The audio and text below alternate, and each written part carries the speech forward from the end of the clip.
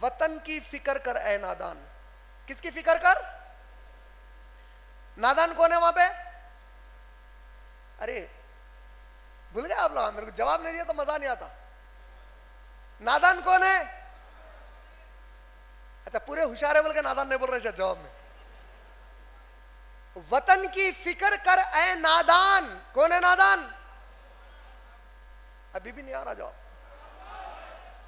علامہ اقبال آپ کو میرے کو بول رہے ہیں وطن کی فکر کر اے نادان، مصیبت آنے والی ہے، تیرے بربادی کے مشورے ہیں آسمانوں میں. اللہ اکبر.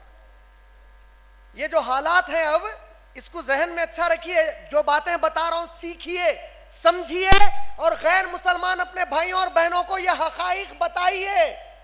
جن سے مل سکتے ہیں کم سے کم اتنی تو بات بولیے کہ بھائی اللہ کے سوا تیرا کوئی معبود نہیں، میرے نبی محمد صلی اللہ علیہ وسلم تیرے بھی نبی ہے. اتنی تو بات بتاؤ یار مسلمان ہو تو. اگر باقی سب چھوڑ دو، اتنا تو علم دے دو. کم سے کم تم قیامت میں ٹھہرو گے نا تو اتنا تو بول سکو گے اے اللہ میری اتنی استطاعت تھی، اتنی تو دعوت دیا اس کو. ساتھ میں یہ باتیں بھی جان لو تاکہ آپ بھٹک نہ جائیں، احساس کمتری میں نہ آ جائیں. یہ جو باتیں بتا رہا ہوں اچھا غور سے سنتے ہوئے سیکھ لو یہ باتوں کو. یہ علم ہے. اللہ کے نبی کریم صلی اللہ علیہ وسلم نے کیا فرمایا؟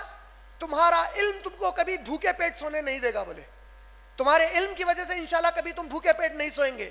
اللہ نے سورہ مجادلہ سورہ نمبر 58 کی آیت میں کہا جس کو اللہ علم دیتے ہیں علم کے ذریعے سے اس کے درجوں کو بلند کر دیتے ہیں. بولے اللہ اکبر. تو اللہ ہم سب مسلمانوں کو سب سے بہترین علم کتاب اللہ کا علم عطا فرمائے، اور ہم سب کو رسول کریم صلی اللہ علیہ وسلم کی تعلیمات کا علم عطا فرمائے انشاءاللہ. آمین.